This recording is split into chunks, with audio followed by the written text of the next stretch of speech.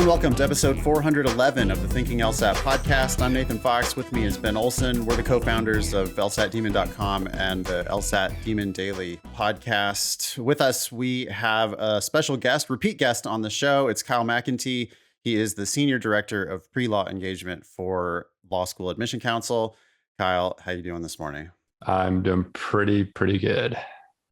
Welcome back. Always nice to see you.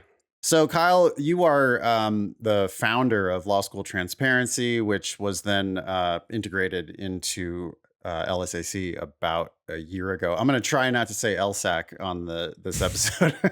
We always say LSAT and LSAC, but people who are actually working there say LSAC and actually LSAT. Cool. So, Kyle, you joined us most recently on LSAT Demon Daily, episode 228, to talk about LSAC's resources for applicants and future law students, including Admission Unmasked. I don't know, maybe we could lead with that. How are things going with Admissions Unmasked? Yeah. So we did Admission Unmasked again this year. It's been great. We changed up the format slightly. So it was fewer live events, but the live events we did were Q&As or Ask Me Anythings with experts. So I think those have been going really well. People are liking the ability to just get in there in a more relaxed environment and just ask the questions that are burning. Kyle, can you step back for a half second and just tell people what Admission Unmasked is? Absolutely. So one of the very first projects that I wanted to do when I started at LSAC last year was really think about how do we give a comprehensive overview of what it is to strategically and effectively apply to law school. Because I think there's a lot of information out there. And I think LSAC has a lot of expertise and resources that needed to be aggregated and organized in a way that actually helped people do those things effectively and strategically, two of my favorite words. So Admission Unmasked is just an overview of what are the application components? How do you decide where to apply to law school? Do I belong? How do I figure out if I'll belong? Do I even want to be a lawyer? What do lawyers do? And really, the goal is to start at a high level, but also drill down deeply enough, so that people can, feel more confident in their ability to apply to law school and get in and make a sound choice for them based on whatever their goals are and their ambitions are. So it sounds like a course that you can take at any time, or you also sounded like you had events that were at a specific time. Yeah. So last year, it's a mixture of asynchronous and synchronous live content. Can I do a little reading comp lesson, since this is like an LSAT podcast and we're teachers, right? I'm reading your the description here. It's right off the top. What is Admission Unmasked? The Admission Unmasked program consists of live Q&A events and asynchronous learning modules organized by topical themes. And Ben and I have laughed about the word asynchronous on the podcast before, because I like to use that word, and Ben is like, "Hey, dork, why are you using big words that people don't understand on the podcast?" Which, fair enough. Okay, so just the reading comp lesson here is like, whoa, what the hell does that asynchronous mean? And people can freak out if they just read that sentence.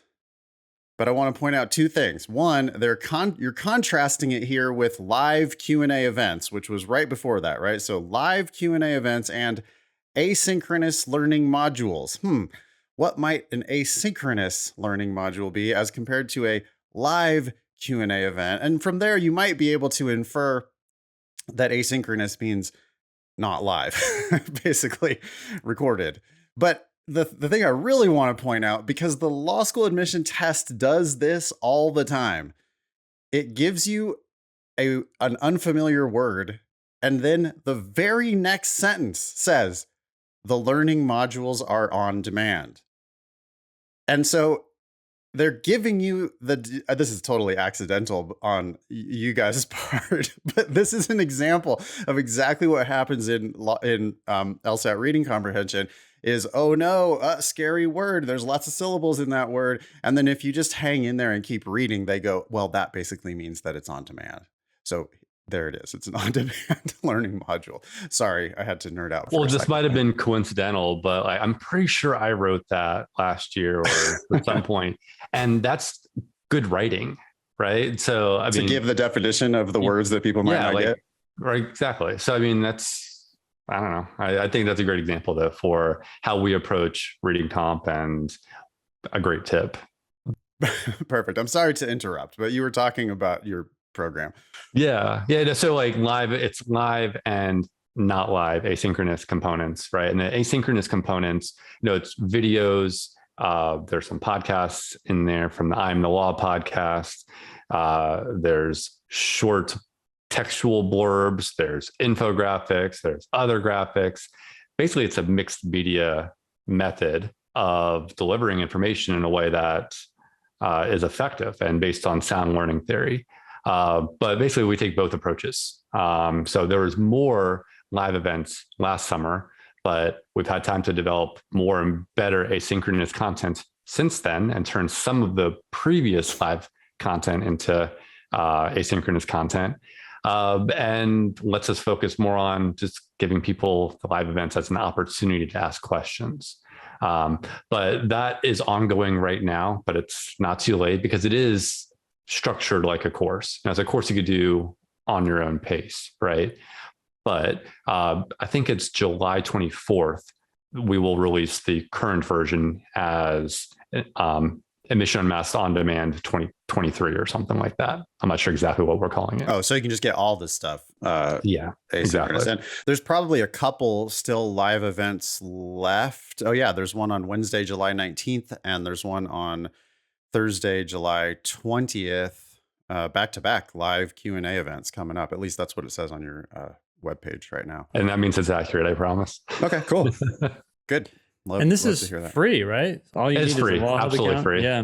Okay. Awesome. Okay. So register now for that if you want to check it out, or it sounds like you can check it out asynchronously anytime in the future. Yeah, and we're That's on great. lsac.org/admission-unmasked. Or you can just go to lawhub.org and go in that way. We actually just launched lawhub.org about 2 weeks ago. Cool. Should we talk about the Supreme Court decision since it's on everybody's mind? Sure. Ben and I have already talked about it on the show. There's no, we want to get a new perspective. Yeah. I mean, look, the perspective I consistently deal with relates to the perspective of pre-law advisors and the pre-law advising community, as well as the students who are trying to figure out, what does this mean for me? How do I make my application choices?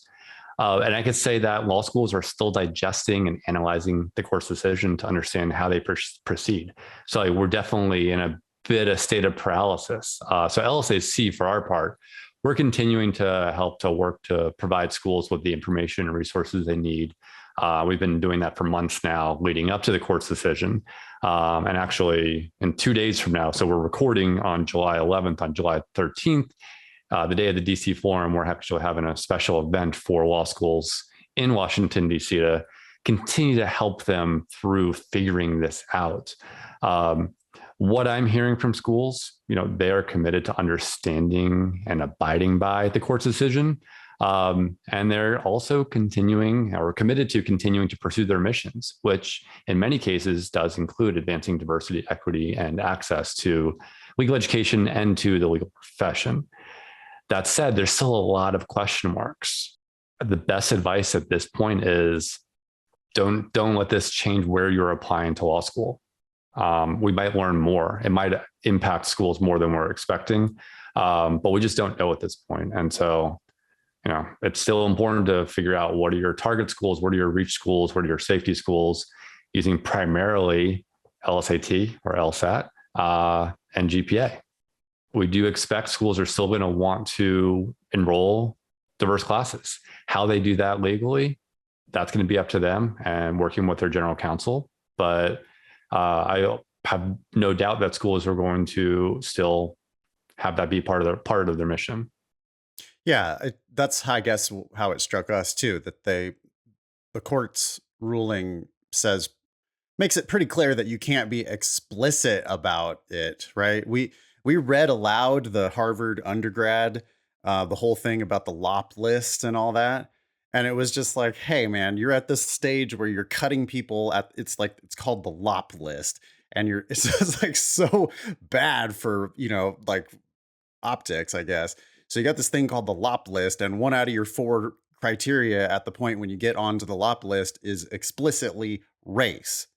Okay, well, that clearly is not going to stand, right? That's what was struck down. But are there other ways that you can get at that without being so explicit and blatant about it? And I guess that's what the schools are going to be talking about with their general counsels. Yeah, and I would encourage all students who are applying, go talk to your pre-law advisors. You know, they will be talking to LSAC, they'll be talking to me and my team. We'll be trying to keep them informed of what we're learning from schools, so that way they can give good advice. Because that's really what we're all after here, is we're trying to get good advice into the hands of students so they can make informed application decisions, so they can end up with a list of schools that they've been admitted to, that they can decide, you know, is it worth it for me or not?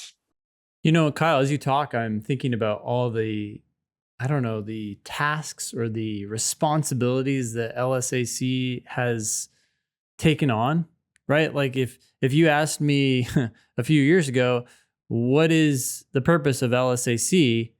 I would say to make and administer the LSAT, right? But it sounds like it's going way beyond that, right? What is the mission of LSAC? Yeah, I wish I had the mission in front of me because I don't have it memorized.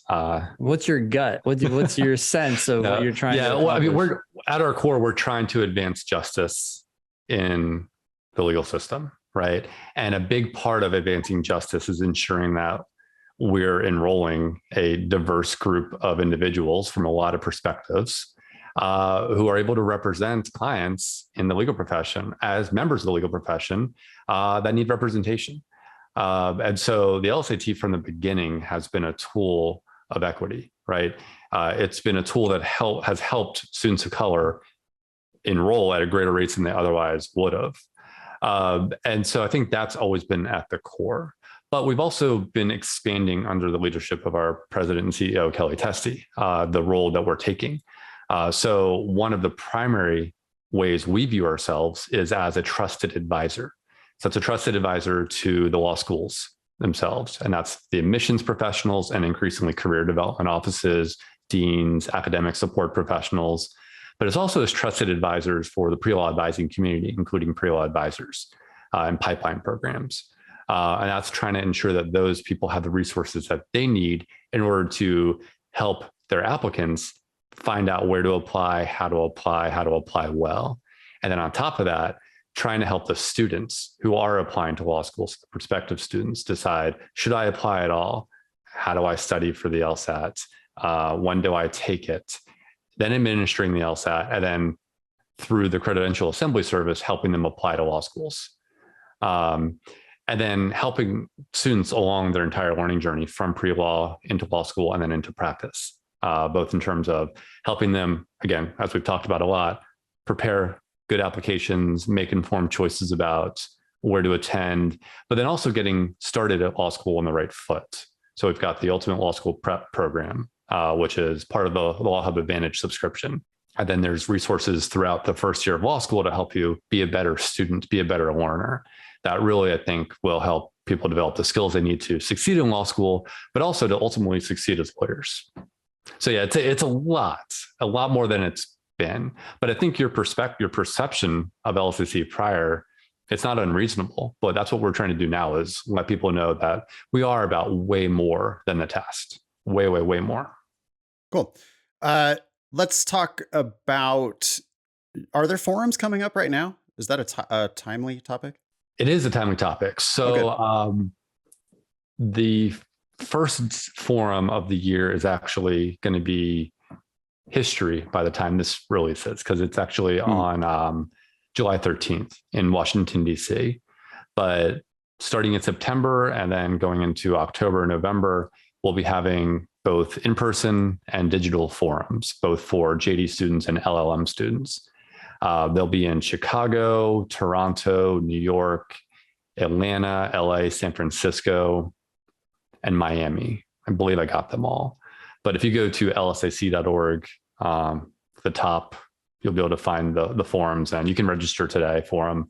Highly recommend it for both the students and as well as pre-law advisors to go and meet the law schools. So in DC, we have over 150 law schools that'll be there. So you can go, and it's the same at all forums, right? If you can go, you can talk to the admissions professionals, learn about what's special about their school, learn about their application timelines and what you can expect. Sometimes schools will hand out fee waivers there. So that's a nice little incentive. There's also a workshop that we put on. And that, it's basically admission essentials. And then there's also a resource center. And this resource center includes the test prep provider center. So people can go and meet test prep providers. They can go and talk to a pre-law advisor, go talk to financial aid, come talk to me or Katya of LSAC, who is my director of pre-law advising. And we can, answer questions about the application process. And, it's a good experience. I really do highly recommend it to any students who are applying to law school or thinking about applying to law school. There was a thing that stuck in my teeth. I went to one LSAC forum. This was 10 years ago, probably. And there's a thing that stuck in my teeth that I saw there that I'm wondering if it's still there, because I have a feeling it would grate on you as well.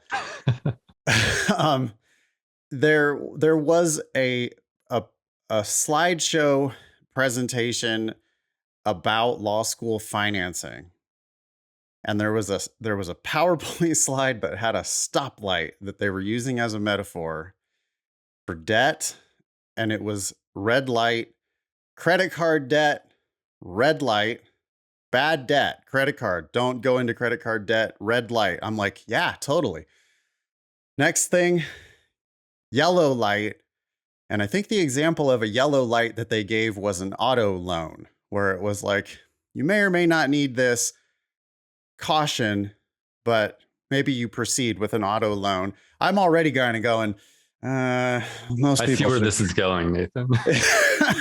Well, we've complained about it on this podcast a million times, so it's only fair that you have a chance to respond. But they get to education debt, and they've got just this big green light up on the slide, and I was dying. I was just like, no, please don't tell these young people, they're so impressionable, and the slide is like, oh, but don't worry at all about debt that you're going to incur in order to go to law school. Anyway, you can respond.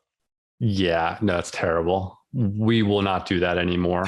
I don't know how long it's been since that happened. But it was like 10 years. I mean, it was forever ago, and I'm still. Well, I don't know when the last time it was done. Yeah, right? 10 yeah. years could have been done 2 years ago, but I'm confident it hasn't been done in the last 5 years. Oh, thank God. Yeah, no, I mean, look, that's not our approach, right? That is a very school-centric approach where it's like enroll anyone at any cost. But that's not even the attitude of most law schools these days. Law schools have actually evolved their thinking of urging caution on debt, saying, don't come here at this price or with this, without the expectation of something else, right? They want people coming in on an informed basis, because that's how you end up with happier students and happier alumni. And so, no, that's not something you'll ever see from us again. I mean, it might not even have been you, right? It could have been a speaker at but it was at it's an LSAC forum. That's our responsibility. Yeah. Sure. Yeah. So very Kyle, happy to hear that. I do want to talk about this idea that you're saying that law schools are more sensitive, maybe, or more aware, or more, concerned about the debt load that their students are taking on. I wouldn't be surprised that that is the case. My concern is what that means. Like, well, anytime you talk about money, right? There's all sorts of ranges on the spectrum of what is okay. And I guess I have, I have 4 of my own kids, but 6 kids because a blended family. Brady Bunch. Yeah. Yeah. There's a lot of kids, and 2 of them are already, one's already in college, one's heading out to college this fall. And so when we talk about costs, right, a lot of times it depends on what you compare it to. So you can compare it to a private 4-year institution, and they're charging $60,000, $70,000 a year. And you say, oh, well, gee, 40 sounds great. But to me, 40 is still just astronomically high for 1 year of tuition. Like, it just blows my mind, right? And so then they're like, okay, well, what about a school that costs 20? And it's like, okay, that's getting better, but it's still like an astronomical sum if you think about it. For 8 months of education, you pay 20 grand. And I don't think that a lot of people, and especially younger folks, have a good sense of how much work it takes to generate that sort of cash. And so then when you start talking about loans, well, that's something that's going to be in the future, and it's spread out over time, and you're talking about payments that are monthly. So now it's making it sound even smaller, but it's not. It's actually going to be bigger because it's going to be all that interest. And I don't know, like it's encouraging to hear that law schools are more concerned about the debt load, but I'm afraid that it's too little. It's too little of a advocacy, a fight for that individual's financial future. I guess if prices aren't coming down, I mean, they're going up. And if enrollment numbers aren't going down, then the law schools could say they're into this, but are they? I guess, yeah. Kyle, what have they been doing to demonstrate that they actually do care what kinds of debt loads students have? Yeah. So, I mean, I think it's partially a matter of perspective, and going back to the traffic light analogy where, they were like, green light, all education debt is good debt, right? That is an attitude I spent more than a decade with LST fighting against, right? Trying to change the media narrative that law school was a ticket to financial security, and arguably people were still saying it was a ticket to financial success. And law school was too expensive. Law school is still too expensive. Employment rates have gone up. Salaries have continued to go up. Salaries have at least kept up with inflation. Tuition over the last 2 years has not kept up with inflation, which is good news, but it's still too expensive, right? But I don't think you would hear anyone in an admissions office anymore say, it doesn't matter what you borrow, you should come here, right? Whereas I think that is the attitude that was permeating law school admissions 10, 15 years ago. So I think that's more what I'm commenting on, more than like the people in the admissions office doing their best to figure out ways to bring tuition down. I don't think that's their role. I don't think they've got the authority or power to do that. But what I do hear from a variety of admissions professionals is them being upset when their school spends money on something that could have gone to tuition discounts or scholarships, right? Heard that from admissions people. I heard it last week from several law school deans. So, that's a new attitude. And, is it too little? Yeah, probably, right? But it's also difficult to make change rapidly when costs are baked into these institutions. And that's why you need federal loan reform and other sorts of accountability measures through the accreditors, whether it's the ABA or regional accreditors of universities or the Department of Education. That's what's going to be required to solve the systemic problem. But at least I feel like the people are not blind to the systemic problem or in denial about it anymore.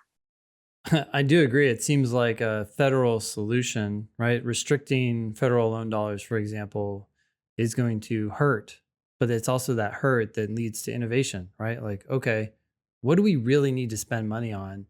And you don't do that until you have to. Oh, maybe they'd stop playing the scholarship games. I mean, we've complained on this podcast on every episode for 400 episodes now.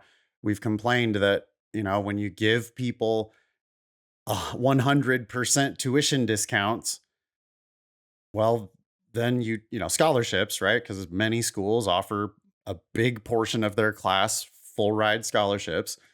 And where does that money come from? Well, it comes from the other students who are paying their tuition. And so that's why you have a nominal tuition of $50,000. And so some people are borrowing the $50,000. Meanwhile, other people who probably have a higher LSAT and higher undergraduate GPA are paying zero. So would you agree that a federal, like a cap on, because we do have a cap on undergrad loans. Is that right? Yeah, we do. But we do not have a cap on grad loans. Where are we on? If we cap those grad loans, then they have to adapt, right? Yes, they would have to adapt. But this is an enormously complex topic. Yeah. So what happens if you let's right now we've got Stafford or what are they called, direct loans, right? And it's up to $20,500 or something per year. That's for the grad loans. It's up to $20,500 per year. That's for the direct loans at the lower interest rate. Direct or subsidized? Is that what you mean by direct? Or no? Well, there are no subsidized. There's no loans. subsidy. So that's only for undergrads. Because I know with undergrad, the cap is $5,500 for the first year, $6,500 for the second year, and then $7,500 for the remaining years. And I think you can do. And then there's an overall cap of like $31,000. But then you can go above that with plus loans. So parent plus loans at the undergraduate level and graduate plus loans at the graduate and law school level, right? Yeah. And there's no cap on those. That is, if there's going to be legislation, it would be on capping graduate plus loans or eliminating them altogether. The problem, though, is a matter of access and equity, right? So if right now the way those work is they've got a set interest rate for everyone. And if now you push that back to the private market, they would then be making their choices based on the financial position of the borrowers.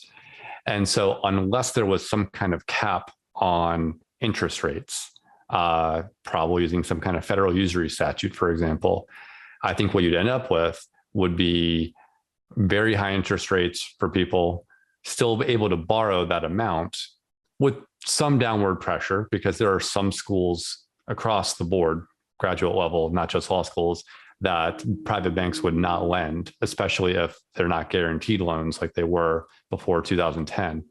But you end up with this issue of, well, the whole point of student loans in the first place is to expand access to higher education. And so how do you continue to expand access without having people be exploited or just not get access at all? And so it's like, it's this is a lot of balance, interests that need to be balanced. And that's what I think makes it so difficult, and why I'm glad I don't have to be the one making the decisions. But I do think that if you were to, like, not looking at the consequences on access, if you were to say no more grad plus loans, you would see prices come down. There's no question about that. But what are the other consequences, and are they better or worse than the status quo? And I'm not sure of the answer on that one. Kyle, I do want to point out two things and push back a little bit here. I understand that the goal, at least from what I'm hearing you say, the goal of these loans is to increase access, right? But we just read on the show, and it's one study, and there are going to be other studies that counter this probably, but they say, hey, look, it doesn't look like it's actually increased access for the groups that you're presumably targeting. Lower income and then underrepresented minorities. And so it sounds like on some level it's not working, right? And then I also think of this other thing that just I was listening to the other day on Freakonomics. It was mind-blowing. I don't remember what school it was, but they said, hey, you know what? We talk about aid and we talk about loans as a form of aid, right? But it's not really aid, because you're just going to have to pay it back later. And so what they did is, I can't remember, I wish I knew the exact specifics, but they said, instead of offering loans as aid, what we're going to do to these lower income applicants is offer grants. The school is just going to give them the money. And they only saw, I think it was like a 3% increase in people taking those grants. Like the number of people who were going to take the aid and apply only changed by a very, very small amount, which I wish I remembered the details better, but the show was saying basically people did not distinguish between a grant and a loan. To them, it was the same. I mean, that to me is a communication failure, right? Because if people were informed on that, there's no way people would act that way, right? So, well, this school was giving away money. I think they're trying to. I mean, they're not. A loan to them is money, and so they're not taking that payment. Instead, they're offering a discount. And so, I mean, yeah, we could try to dig into that more and try to understand. But I think part of the point was, even when you're trying to convey, hey, look, this is free money, people don't seem to understand. And so, yeah, anyways. Yeah, no, well, so on the first study, I think I'd have to see it to be able to comment on it more. And then I guess the same for the Freakonomics podcast to be able to comment on it more. Generally speaking, I think people will line up and act rationally on money if they have the right information. And that's what that comes down to, is transparency and providing good advice. And so that would be the primary things that I would be looking at that episode of Freakonomics through, like the lens, would be how transparent were they? What methods of communication? When did they reach them? Who was providing the information? And then see if that might not throw a wrinkle in our understanding of why students were not acting rationally. It's really difficult to imagine someone being offered a loan versus a grant and then choosing the route that where they got to pay back the money. And it just doesn't make any sense to me. There's lots of examples of people not behaving like pure economic actors, right? The economic theory differs from people's actual behavior in lots of different ways. It's clear that if we get rid of student loans entirely, then we would get rid of the problem of people graduating with mountains of debt that they're never going to be able to repay. It's also clear that if we did that, we would then be getting rid of the whole point in the first place, which was to allow, some people to go to law school who would never be able to go. Yeah. And there's like, starting from the premise of eliminating all student loans, what does that even look like, right? There's eliminating Title IV funds from the government, right, as a lender. But so, like, yes, there's the Congress does have the authority to do that. Whether they would or not, it's a political question. And as you pointed out, it's a balancing access versus cost. But what would they be able to do about banks? I'm not sure that Congress could write a law that wouldn't get struck down that prohibited bank from lending. We also know that without the federal loans, law schools just straight go out of business, right? I mean, isn't that what happened with Charlotte? Yeah, some would. Yeah, right. And that's right. That is what happened with Charlotte, exactly. Yeah. Just for people who aren't aware, there was a law school for Charlotte, North Carolina, had a law school. And when the U.S. Department of Education decided to stop allowing them to have federal loans for law school at Charlotte. And as soon as they stopped that federal loan access to that money, it was like, poof, law school gone. So we do know that there are a lot of it seems like there would be schools like Charlotte that just wouldn't exist if it weren't for access to this spigot of money. Right. And we've seen a number of schools fall off in that way, right? It wasn't just Charlotte. It was Florida Coastal. It was Arizona Summit. We've seen some mergers. We've seen some other closures. Indiana Tech comes to mind. We've seen a lot of the worst offenders of abuse. Those schools have closed down. So that's good news over the last 10 years for, I think, legal education, for the profession, for those who actually have a commitment to access, because those schools, they might have provided good access for a few people, but on balance, they were doing more harm than good. And that's the way you have to analyze access schools, because it's very easy to stake a claim that you are an access school, but they need to put their money where their mouths are. And that's what the education department said to Charlotte was, you're doing way too much harm here. We're not going to let you do this anymore. Yeah. Okay. Anything more on the financing issues before we move on to other topics from either of you? No? Okay.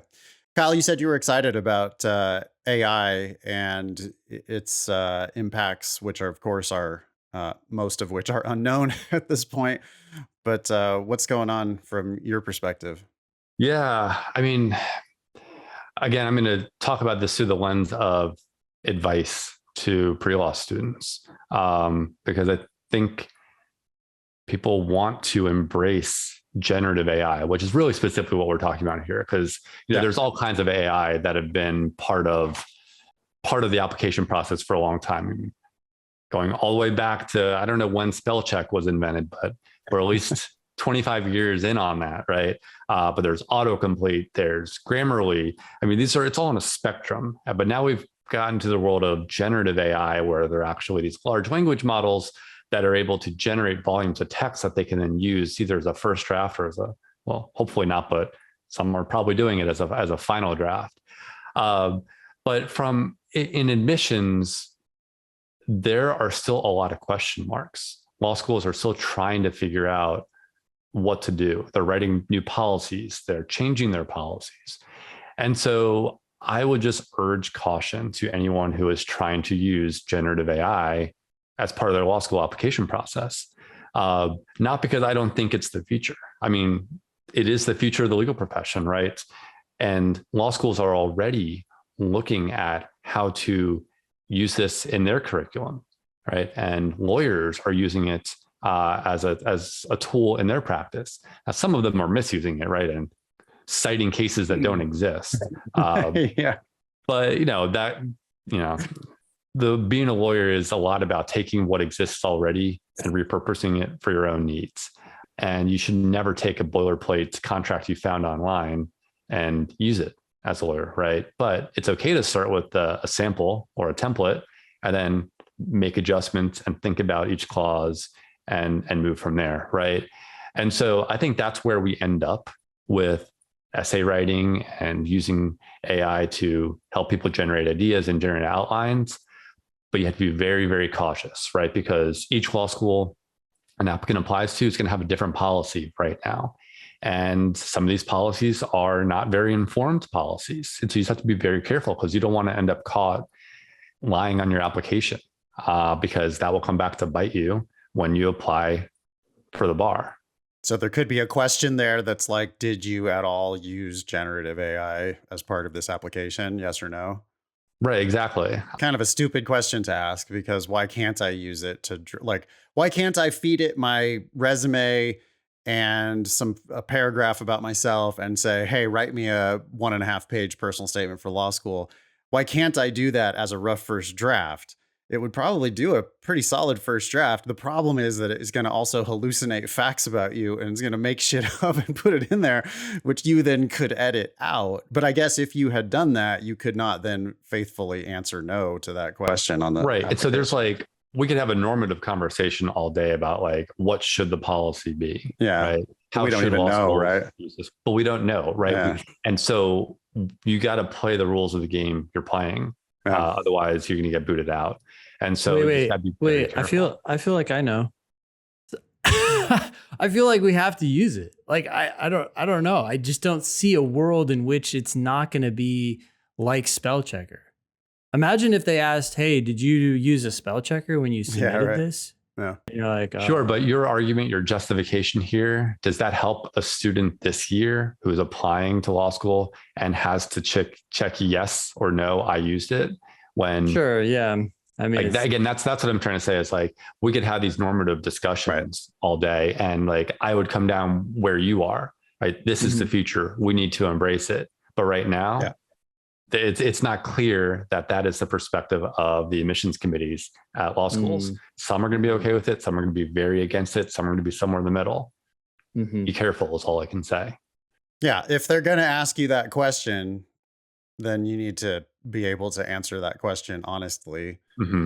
So then that might inform your decision about whether you do or do not want to use it. How important is it to you that you're able to use this to come up with a rough draft of your 1.5 page personal statement? It's probably not that important today, right now. Right. Now, that said, there's nothing wrong with using generative AI to practice interviews, right? If you have an interview coming up, that might be a good way to ask go back. Me some interview questions for law school. Yeah. Right. Exactly. Now that's likely not going to be inconsistent with any of the policies. But again, take a look. It might make you have to check yes on that box though. Right. That's what I mean. You got to check it to make sure it doesn't, but it's hard to imagine that would. My guess is that most of them will be specific to essays, but again, you have to check every school. It's a different application in their policies. So schools are putting this question on there, huh? A lot of schools or? I don't have the numbers on it yet, but schools are working through their policies. How they'll communicate them will probably differ by school. Yeah. Yeah, they have, and some schools have already had these policies for a long time. It's just the words mean something different in the era of ChatGPT. Are there public data about law school applications aggregated? Like that would be so interesting to know what percentage of schools do X versus what percentage of schools do Y. Yeah, not yet, but that is something on my radar. Oh, cool. Because I think it would be helpful for discussions like this. So it's not theoretical and, boring advice like double check everything. Yeah. I mean, but you're going to be a lawyer, so double check everything. Yeah. Read it carefully. Actually read it carefully, answer thoughtfully. You're going to be a lawyer. So anything else about AI before we move off of that topic? No, I think that's it. I mean, I think law schools need to be thinking carefully about what they're trying to measure to decide whether these policies make sense in the first place. But I think they will think that through. It's going to take some time, and the application cycle starts right around the corner. So do you personally use generative AI as part of your work or as part of your daily life? I get the sense that, Ben, you're dabbling in it every day. I look at it never. 2 hours. Yeah. Kyle? Yes, I've used it for sure. I have used it. I just don't use it actively. I don't know what I would use it for. Yeah, I'm probably somewhere between you two. I'm not using it every 2 hours, but I've found it useful. Again, the hallucinations are real. Yeah. I once asked it to analyze my writing style, and it did a pretty good job of it. But then I asked for my bio, and they told me I was a 2010 graduate of the University of Michigan Law School who worked in a big firm before starting law school transparency, which is just not true, or even close to true. So, it hallucinates, but sometimes it does well. It's great at hallucinating. I used it. So for personal purposes, I used it to try to write some backstory for a Dungeons and Dragons character. It did awesome. Like it totally killed it. Then in a different session of gaming, I tried to get it to build me a Gloomhaven deck for a certain class and a certain level. And it confidently gave me 100% bullshit. I mean, it looked super good and it was all lies. I mean, just completely fake. And it was like using all the buzzwords. It looked so real. It looked so good. And then I'm looking at it, I'm reading through it. I'm like, what? The class doesn't even have that card. What are you talking about? It's complete bullshit. And so obviously complete bullshit. I was telling it, I was like, that card doesn't belong to that class. And it just does it. And it just kept spouting off the same nonsense. So then I don't know. I was like, whoa, you got to be real careful with this. Yeah. I mean, look, if you were to try to go use that at a tournament with that deck, or right, it would show you've got really bad judgment, right? And I think the same thing can be said about like a personal statement. Again, we're talking normative here, or a lawyer who brings a brief to court, right? Exactly, right. So like always double check everything, right? Especially when you're not the primary source. And again, it's a shortcut that could be useful in lots of different ways when you're allowed to do it, but be careful. Yeah, I definitely think you do have to be careful. I just think it's amazing when I'm trying to find information, it's not that it's the final source. It's that it introduces ideas that are related to the topic that you just wouldn't find, I think, by Googling, unless you end up reading a lot. It just says things. It's like, oh, and by the way, blah, blah, blah about this. And you're like, okay, let me go Google that. Like I hadn't even thought about that idea. It just brings ideas together. I use it all the time. Hallucinogens can be good for that. I mean, it's like you do, like there's a lot of people who believe that LSD and mushrooms and everything is like helps you to make lots of connections that you wouldn't have made otherwise. So that's how it is. That's how it looks to me, is that it starts spouting off stuff and it's like, oh God, okay, here's an acid trip into the internet of, lots of ideas coming at you. Yeah. For sure. Cool. How are law schools thinking about this? Do you have any like anecdotes about what law schools have said about AI? It's really all over the spectrum. I think there is an attitude of among some, the same as Ben's, like, this is inevitable, let's just get there. Or they'll say, this is what's happening in my law school. It's a tool that they're using and they're using it because lawyers are using it. So we shouldn't be against using it. But again, That's all the behind the scenes stuff. What that actually turns into a policy is going to depend on the dean of the school. It's going to depend on the general counsel of the university. It's going to depend on the faculty who are in the admissions committee. There's some that are just like completely against it, which is why we end up with, well, what should you do? Well, it depends. Okay, random topic generator here, but it's like I'm the AI host of the podcast. This last week in class, my Zoom chat was popping off because people were in the queue to register for an actual testing session. And apparently, according to my students, there was some snafu with Prometric. You want to give an update? What's going on with all that? Yes, there in fact was a snafu. It was widespread. So this was the first dual mode scheduling attempt that we've done, right? Dual mode again is just the option to be able to take it in person. Exactly, in person or online or remotely, right? Always the same experience though through Law Hub. Just depends on where you're sitting. But there were some programming glitches on Prometric's side, and so while we don't yet have a root cause, the scheduling tool, Prometric, now is online. It has worked perfectly since Thursday night. Our team was working with Prometric as soon as we got wind of the problem, and we communicated it about as soon as we could. The reports on Reddit, the emails, contacting support, they were all incredibly helpful. So I want to thank everyone who alerted to us to those scheduling problems, because that did help move the process along more quickly. But again, we're not happy about it, but we are working with Prometric to make sure that this doesn't happen again. I was surprised that so even people who are taking it at home are using a Prometric scheduling tool in order to facilitate that. Correct, right. So you go into the same place to do the scheduling because we've moved entirely to Prometric for the crux of the LSAT. Got it. What percentage of students are choosing in person versus at home? I'm not sure yet what the data are showing. In our preliminary surveys of what people wanted, it ranged on survey from anywhere from like 40 to 60%. So like wasn't really a consistent answer, which has made the logistics of planning for this actually pretty difficult. But yeah, we'll have more data on that. I'm not sure exactly when, but that is something we will release at some point. Yeah, I guess it doesn't matter. I mean, I'm curious, but it really doesn't make any difference to me because that's going to be an individual choice. Yeah, really, this is what we heard from people, which is why we want this direction. I mean, look, this makes it more expensive for us to administer the test to do both, right? But that's what people want and that's what they need. And we want them to have the ability to make the choice for themselves. Like, where are they going to do their best? Because we want them to do their best.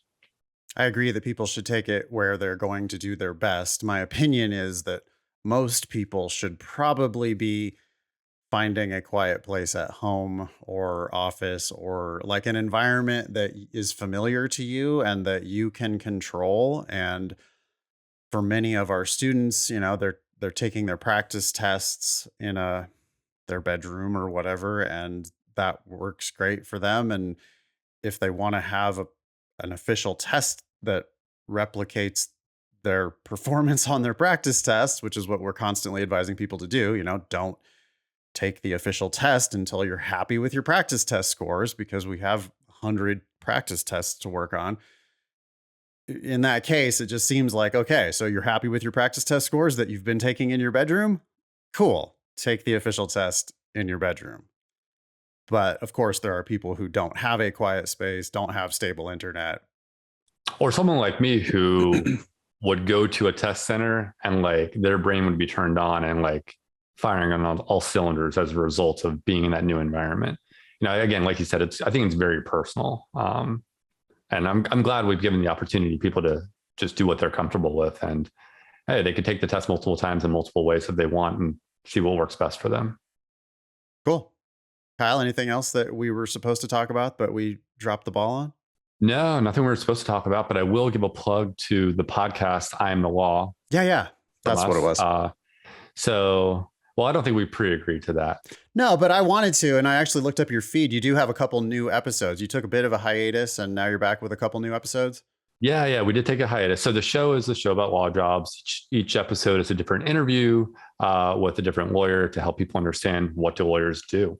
And so, yeah, new episodes coming soon. Probably, I'm not sure exactly when.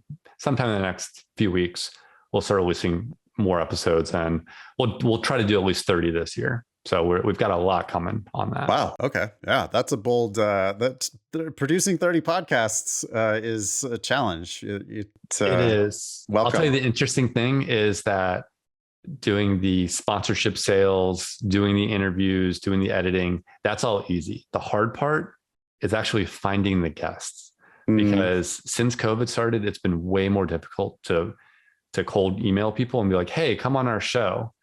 And 95% of the time, it's met with complete silence. Even though anytime someone does respond, they'll say, oh, I really wish this existed when I was applying to law school, because they get it. But people are just not reading their emails in the same way they used to. And so that's the biggest challenge of getting to 30. It's nothing else. It's crazy and frustrating. Cool. Super frustrating. Well, if you're looking for guests, you could maybe reach out to us. We have, people who are graduating and getting their and having legal jobs. I don't know if you talk to law students or like recent grads, or if you're only we tend to expect grads to be at least 2.5 years out, because they don't really understand what they're doing until then. True. Yeah. And we don't want people like talking about things confidently, like ChatGPT, when they really shouldn't be talking as confidently as they should. But we find that like 2.5 years, 3 years in, they kind of have their feet under them. You all just heard it right there from Law School Admission Council. Stop listening to your friends who are 1Ls or 2Ls because they are going to be telling you things they're going to be giving you advice about law school admissions or like what you should do. And they do not yet know what it's going to be like. They're 1L, 2L, you know what a year of law school is like, but you do not know what legal practice is like. You don't know what the job market's like. You don't know a lot of things. It goes back to judgment, right? Like, understand who you're talking to, where their expertise is. Their expertise is in their experience in law school. Even if they got good grades, do they really know why they got good grades? Probably not. You should probably trust the academic support professionals at the school who have seen hundreds of students. Trust them. Don't trust the person who happened to get great grades, or maybe it's because they type really fast. Yeah. Great. Kyle, thank you so much for coming on the show. Again, you're always a great guest. You're always welcome. I hope you'll reach out and talk to us. Happy to connect, and maybe we'll see y'all at some forums coming up. I don't think we're on your calendar for this year, but we would love to hear how it goes with your rebooted forums, and something that we would certainly consider next year. Kyle McEntee is Senior Director of Pre-Law Engagement for Law School Admission Council. Kyle, again, thanks so much for being here. Thank you both. Talk to you later. Yeah, thanks. We've got an item here, Ben. You found this on reason.com, which I understand to be a pretty conservative-leaning news outlet. I wouldn't be surprised. I didn't know anything about the site, but this was shared with me, and I said, okay, at least what I'm reading in this article makes sense to me. I have no idea about anything else on this site, but yeah. If nothing else, I think that our listeners might want to read this through, because I read it, Ben read it. We both thought that it was making some pretty sensible arguments. If nothing else, it's a good lesson that we should be getting out of our own little media bubbles to try to get commentary and analysis on new stuff. But we have a new income-based repayment plan. Is this actually law? Is this new? I think it's a proposal from Biden? I think that it's a proposal from Biden. Yep. Headline says, despite SCOTUS smackdown, Biden will still extract billions from taxpayers for student loans. So you can tell there's editorialization there right in the headline. This is going to be a piece of opinion. This is going to be a commentary piece from Emma Camp from July 3rd on reason.com. Subhead says Biden's proposed income-driven repayment plan could still cost taxpayers billions, and it will likely raise tuition too. I read through it. It seemed like a reasonable argument. Do you have the crux of it? What's happening here? Actually, I don't. Maybe you have the crux of it better than I do, because I think I read this before you did. What I do know is, stepping back for a half second here, right? The Supreme Court decided to strike down Biden's plan to forgive a bunch of loans. They said, hey, you can't do that. That's not your authority. That's Congress's. That's what I vaguely took away from the decision. I don't know exactly. But the point is Biden can't forgive these loans in the way that he had wanted to, maybe through executive order or something like that. Yeah. And then this article is coming in and saying, okay, well, then Biden has another plan. He's saying, okay, I'm going to try to pass this legislation that tweaks the formula for income-based repayment. If you don't know what income-based repayment is, or what is it? Income-driven repayment, IDR. That's where when you have a student loan and your income is low, they can reduce the amount that you have to pay back monthly. Right now, though, and we've talked about this on the podcast before, there's a big problem with this income-driven repayment plan, in the sense that if you owe $100 a month, but your income dictates that you only have to pay back, say, $50 a month, if that $50 does not cover the interest that you owe on your loan, then that excess interest is tacked onto your principal. So when you're in income-driven repayment, your principal could actually be increasing even though you're paying some amount every month, which is wild, right? Because now your debt is not only not locked in place, it's actually growing. You're making payments and your debt is going up. Yeah. That's income-based repayment. Yeah. Yeah. Yeah. And so this new plan is to expand that to where you make it more likely that that's going to be happening. Yep. Expand those who qualify for it, right? And then in 10 years, he's going to be able, that's his plan, is that in 10 years, it's kind of like, I mean, cynically, it's a great thing for a current politician to promise, because it's like, well, in 10 years, this will be forgiven. And that's like, in 10 years, Biden will be well out of office, and, you know, like some subsequent administration will change it anyway. So it's one of these, like, it's a freebie, right? Because I can make these promises now. It costs me nothing, helps me get support. Yeah. Yeah. According to Reason. Yep. The biggest effect of the new IDR is likely to be a rapid increase in college tuition, with graduate programs most affected. While dependent undergraduates can only borrow $27,000 over 4 years in federal student loans, graduate students have no such cap. As a result, the new IDR will encourage many graduate programs to push their costs higher and higher, and schools will likely justify the increase to students by directing them to take out an IDR to cover exorbitant tuition. It goes on, ironically, Biden's student loan overhaul incentivizes colleges to hike their prices, all while claiming to be a solution for too costly college. The problem is that Biden's plan views expensive college as an unfortunate yet inevitable evil. Instead of enacting policy solutions that would encourage schools to lower their prices, like restricting the supply of federal student loans, Biden proposes giving payouts to students who purchased an education at a higher price than they should have, and this payout is projected to cost taxpayers up to $360 billion over the next decade. I'm not worried about the cost to taxpayers. Like, I don't really give a shit about that. The part that concerns me is just you're setting up an incentive for grad schools, for all schools, undergrad and grad. You're just setting up these incentives for schools to continue to jack their rates. I've never understood. I mean, and I'm a progressive, right? Like I consider myself to be, I mean, I'm not like into politics or anything, but I'm a pretty liberal person. Like, do you want to tax me more? Yeah, you could probably tax me more. Like, I don't feel like I'm suffering, you know, and I understand that there are government services that are worth money.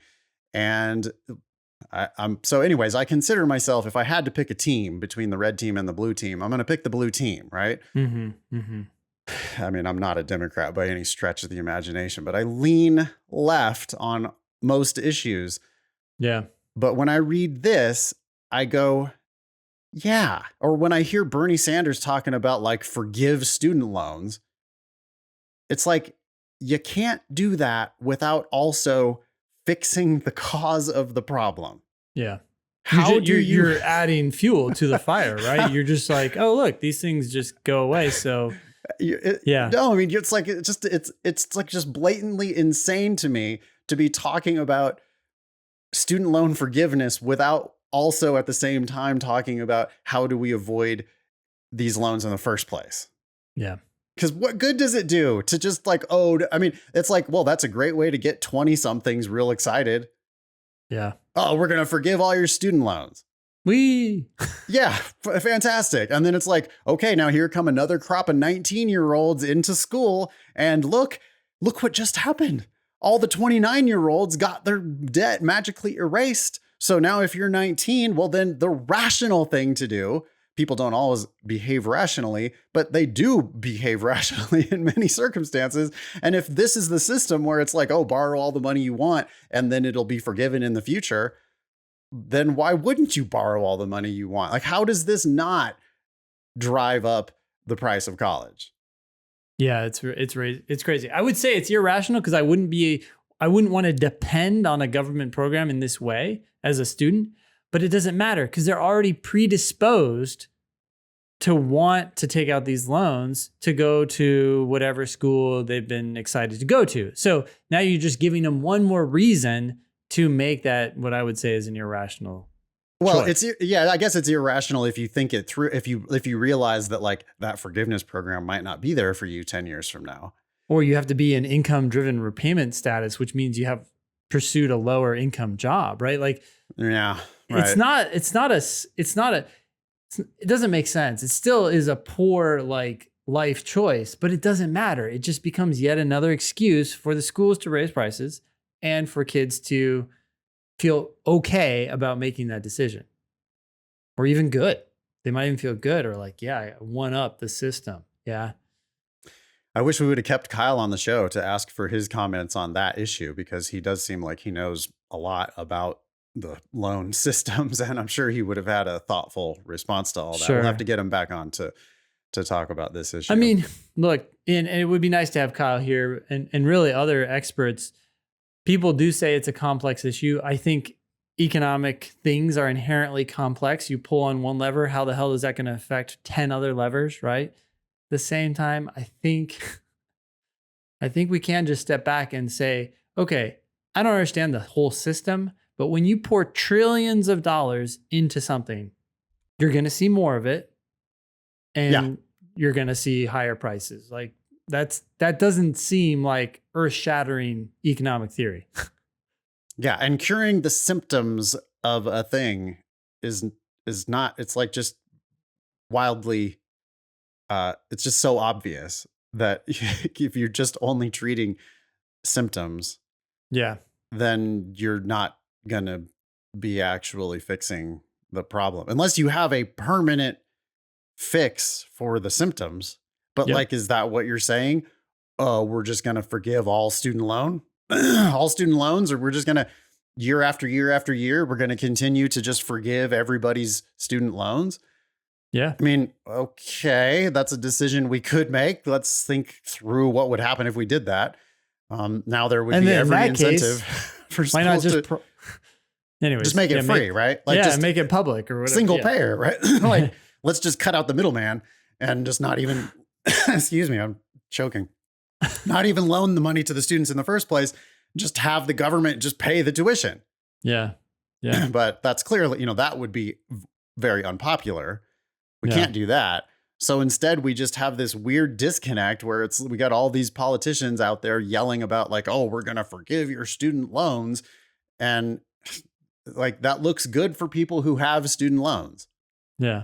And I guess it also is one of these things that probably people who don't have the loans don't give a shit.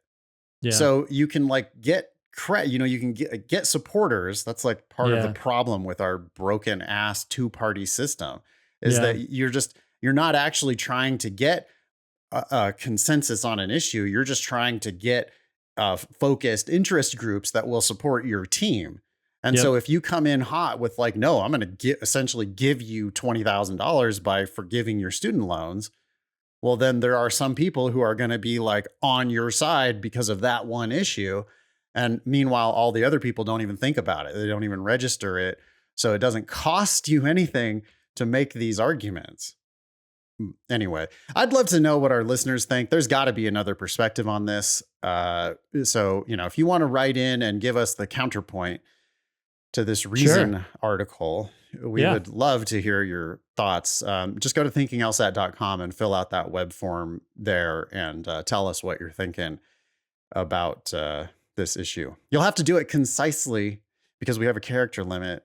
But if you do it concisely, we might write you back and say, hey, we'd like to hear more of your concise argument in favor of this plan. I do want to read this one quote from Fantastic. Freakonomics. It's right on this topic. And this is one of the things I was trying to talk to Kyle about, but I didn't have the quote. Anyways, it says, we know empirically, this is from episode 377 of the Freakonomics Radio podcast. The title is The $1.5 trillion Question, How to Fix Student Loan Debt. And it says, we know empirically, it's no longer somebody's theory, that flooding the marketplace with third-party subsidies, grants and loans and so forth, enabled higher education to keep raising its prices. The New York Fed is the most recent of many to identify this phenomenon. And basically they find that for every dollar of new public subsidy, colleges have raised their price between 60 and 70 cents. And they link to the Fed study and shocker. And it is kind of like economics 101. I mean, it's just if there's more money there, then there's going to be more of that thing. And if there's more money available, it's gonna push inflation, right? I mean, that's what we're talking about here is inflation. Look at what happened. Like, what have we been doing recently with the economy?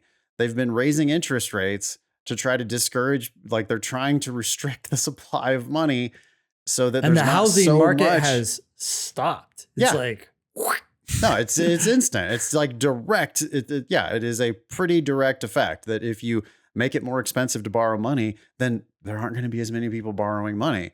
But if you do the exact opposite of that, if you subsidize the loans or if you promise forgiveness of the loans, then you make it cheaper to borrow money, which makes more people want to borrow money. well, check this out too. We just read in the Reason article that the dependent undergraduates can only borrow $27,000 over 4 years. Yep. Right. Okay. Now check this out. I am in the Freakonomics episode again, and it says, of those who graduate from a public 4-year university, nearly 60% have debt with an average of more than $27,000. I'm just stopping right there. Like the federal cap is $27,000 and 60% have debt with an average of more than $27,000. So they have a little bit more than the cap. Shocker. Like the cap is dictating so much. People act like they can choose any amount they want up to that cap. It's like, no, the schools are saying, look, you can, we know it's a weird negotiation position, right? Like if you went into a car dealer and you're like, hey, I want to buy this car. And they're like, I can see right here on your credit report that you can borrow $27,000. And look, our car right here is 32. Of course. Yeah, that's exactly. No, I mean, they ask you what you're, and don't ever answer this question, by the way, or if you do, lie. But like you go into a car dealership, what's your budget? Yeah, what's your budget? What do you want? What do you want your payment to be? Yeah, and it's like, well, okay, so they're trying to figure out what the maximum is that they can sell you, so that they can sell you the maximum. Yeah, I'm reminded of, I suppose this could be an urban legend, but I believe that when the federal income tax was first enacted, they were like, okay, so we're going to put in the possibility for the federal government to raise money by taxing individuals on their income. That was a new idea. Yeah. It was an amendment, wasn't it, to the Constitution? To allow taxation. Yeah. I On the federal believe level. that it was one of the amendments.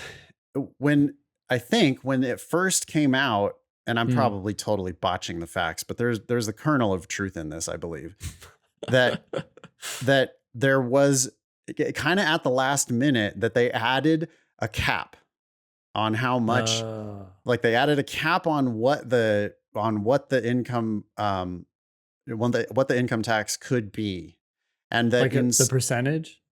And in some of the legislative history, it was like, well, we're not going to need this cap. And the numbers that were bandied about were way beyond what anybody in the judicial or in the legislator, wherever they were doing this debate, they were like, what? We're going to cap it at 10% or whatever that number was. And they're like, oh my God, that's way too high. We'll never reach that cap. There's no way. And so somehow that cap got put in there. And then it was like a year later, that's exactly what the tax was at that cap. Yeah. And it just that must have been demolished because we've seen rates as high as 95%, right? Too. Yeah. So I think that that's something that has evolved over time. But the point that I'm trying to make there is just that people are going to try to borrow the maximum. And I think specifically, even with the caps, the cap can become a way of like, it's because you mean it as a ceiling, but then it also becomes a floor. Yeah. Right. Well, it normalizes, right? You're like, oh, right. If that's the cap, then that must be the normal amount or the okay amount. Exactly. Or the acceptable amount. Yeah. Yep. No, I mean, because they just like and I remember that's how it was with when I was borrowing money to go to law school. I remember them. It's like they present it to you as part of a package where it's like, well, you can borrow up to this amount under this program. And then they just like, it's just like, so they assume that you're going to borrow the max under that. And then they go to this other, and then in this other program, then you can borrow up to whatever, like unlimited essentially for graduate loans. Yeah. Okay. I think everybody agrees that there's a problem. I think we could probably find common ground that like striking down student loans entirely is not really on the table. Yeah. Right. I mean, we're not going to say let's outlaw all student loans. I bet you find people at reason who would want to do that. You know, well, federal government doesn't belong in this. We should get out of this business entirely. Yeah. Yeah. We do, though, need to find a middle ground because I think it is still the case that people from less advantaged backgrounds graduate with more debt and worse outcomes than people who come into this from better outcomes or from better backgrounds. Well, that's a really interesting point because I think Kyle was saying, hey, wait a sec, you know, the federal loan interest rate is fixed for everybody. And so in theory, this helps people from a disadvantaged background from getting loans at a lower rate than they otherwise would. Is it working though? Like if that's true, if what you're saying is true, right? All the flat interest rate does is make it easier for people to get loans that maybe shouldn't get loans. I mean, people don't want to hear that. And they're like, oh, well, now you're denying access. But it's like, what's better? I don't know. I mean, this is the problem we have with people getting accepted to law school, but then paying full price. It's I don't think that's a secret. I mean, this, like the reason why the government has to get involved is because if we left it to the private market's going to be like, I'm sorry, but you're a bad investment. Like we can't loan you this money because we think the outcomes are not good enough to justify it. Like we will be worried about your ability to repay this loan. Yeah. And so when the federal government steps in, then it's like, well, we're not worried about Uncle Sam's ability to pay this loan. So we can loan whoever as much money as we want. And that clearly does have an effect of enhancing like access. The part that worries me so much is that it also gives schools the incentive to jack up their tuitions to outrageous levels. And I don't think that people are getting kept out of law school because they can't get these direct loans. Because I think people do end up getting the direct loans. It's just that those direct loans also come with, I think one, they are backed by the government. They're just not subsidized by the government. Like I think that the federal government is ultimately on the hook for that. If you borrow money for graduate school and like never pay it back, I think that the government is on the hook because otherwise I think the market would not provide those loans. Yeah. You know, for the for the bottom feeding law schools, and we can debate where that line, where do the bottom feeders begin? Is it 200th in the country? Is it 100th in the country? Where is that line? Yeah. But we know that if the government steps out of guaranteeing these loans, a lot of those bottom feeders just go away. Yeah. Yeah. Here's one last thought. I hate how health insurance operates.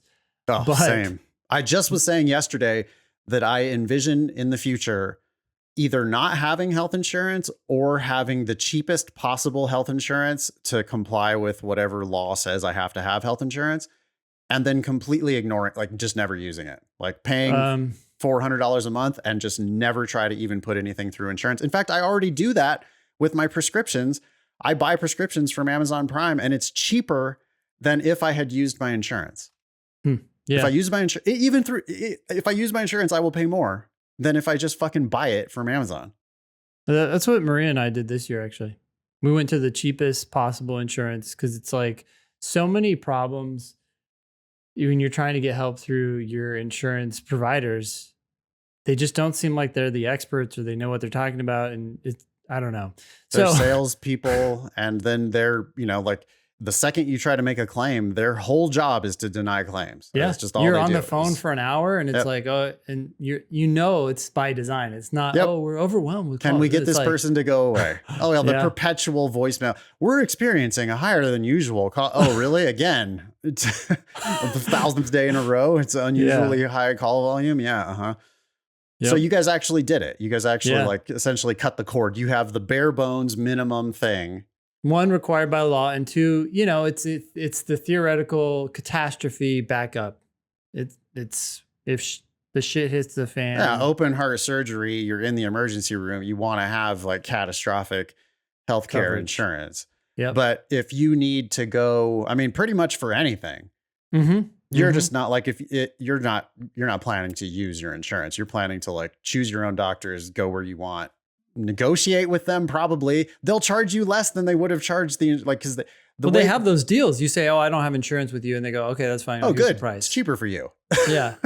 Because when you do have insurance, then they're like, okay, well, we're going to charge you this wildly exorbitant price, and then we're going to be negotiated down by the insurance company. Yeah. Oh God, it's infuriating. Anyway, what were you going to say? Well, I don't think this is a good idea because I already hate our current system, but it's like, if the federal government is going to be providing student loans, they also need to almost like have a caveat, right? It's like, okay, yeah, we'll provide loans to this student, but we negotiate the price with the institution. Yeah, that's the thing that's not happening currently. Right, yeah. Right? It's like the whole gross broken system has not yet evolved to that, but maybe it will evolve to that. Yeah. Where they're going to come in and they're going to say, oh, you have... And then I guess people who are paying cash will just say, hey, wait a second, I'm paying cash. I get a discount. Yeah. And then the system is going to morph and try to adapt to this. Yeah. Oh my God. Wow. Well, okay. Just as an individual, if you're listening to this still, try to avoid debt as much as you possibly can. Yeah. Red light. I mean, just like the default presumption is don't fucking borrow money. Yeah. You don't need to borrow money. Make money and then choose what you're going to spend your money on. But when some like easy credit, we know that that's bad. 0% APR on this brand new credit card. And you could max it out and 12 months later, they're going to charge you 35% or whatever it is. We know that those things are bad. Student loans are really not better. Yeah. I mean, because without the cap, like you can borrow way more. I would say it's worse than credit cards, right? Because you can't just go get a credit card with $100,000 limit on it. Yeah, they're starting you out at 1,000 or 500 sometimes even, right? They're like, right. That's what we'll trust you with. We're going to give you a little bit of rope here, and let's see if you can make these. They're hoping that you'll just make the payments instead of repaying them in full. If you have a credit card and you pay it off every month, you don't pay any interest ever. Yeah. But if you have a credit card and you pay anything less than the maximum, then anything less than pay the whole thing off, then you're paying ridiculous interest rates. Well, maybe the rates might be a little bit more affordable with law school, but they're tacking on zeros at the end of the amount that you're Yeah. borrowing. That's what people don't understand. And that's what's so hard. It's like you go to the grocery store and you're debating between the bougie organic Right. blackberries or the regular And blackberries. the price is 85 cents different. Yes. Does not matter. Make that mistake 100 times. 100 times 85 cents is going to be $85. Yep. Then you're thinking about law school. Yeah. And you just And do you're- it too quickly. You're like, oh, but I like the law library there. It looked really. At a view of the mountains. Yeah. And you're right. Because we can't, like, our puny mortal brains just, like, you don't know how big 250,000 is. Oh my gosh. You And I was talking cannot about 20,000 earlier. And 20,000 Right. is astronomically bigger than $85. Right. You could get those organic blackberries for 2 years if you go to the store once a week. Oh yeah. I mean, just like start shopping at Whole Foods and never look at the prices. Just buy the stuff that looks the best. Yeah. And yeah, your grocery bill is gonna, instead of being $100, your grocery bill is now $200. Yeah. And if you do that every week for a year, you've spent an extra $5,200. Yeah.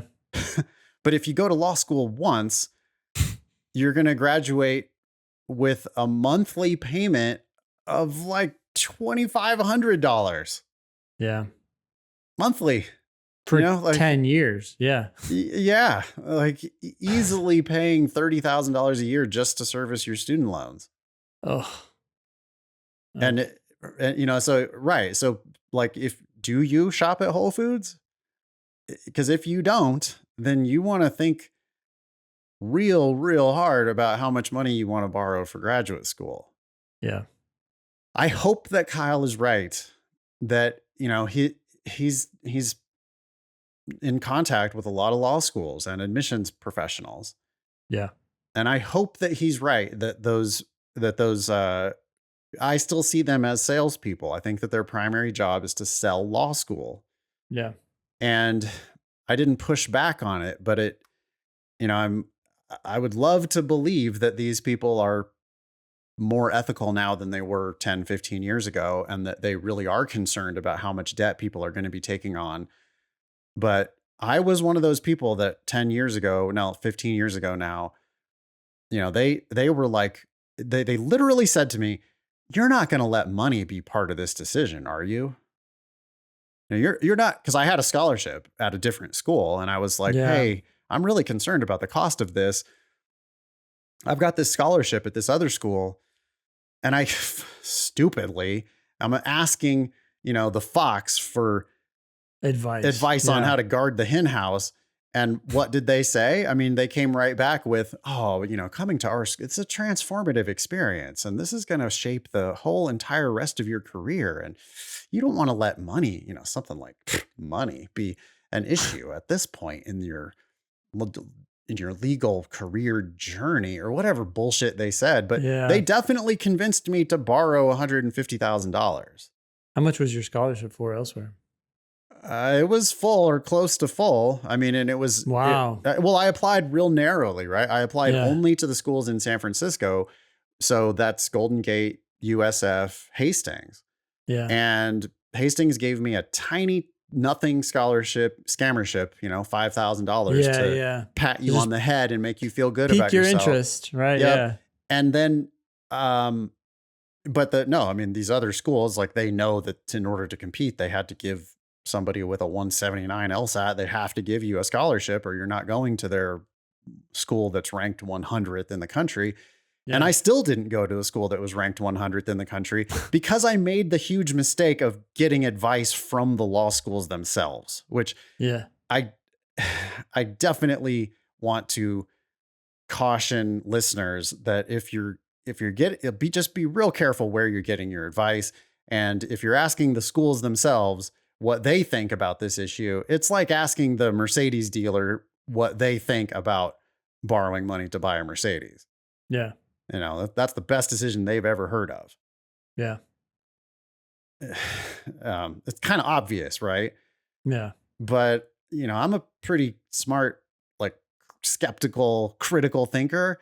And I was totally susceptible to it. I mean, I fell right into that scam 15 years ago. So that's why I'm, at least from my perspective, and Ben, you seem like you're the same way, but that's why I'm so fired up about doing what we do, because I feel like I'm saving people from potentially lifetime of debt and really bad financial outcomes for your family that can occur because you borrowed too much money on your education. Yep. Cool. Should we leave it there? We should. Yeah. Okay.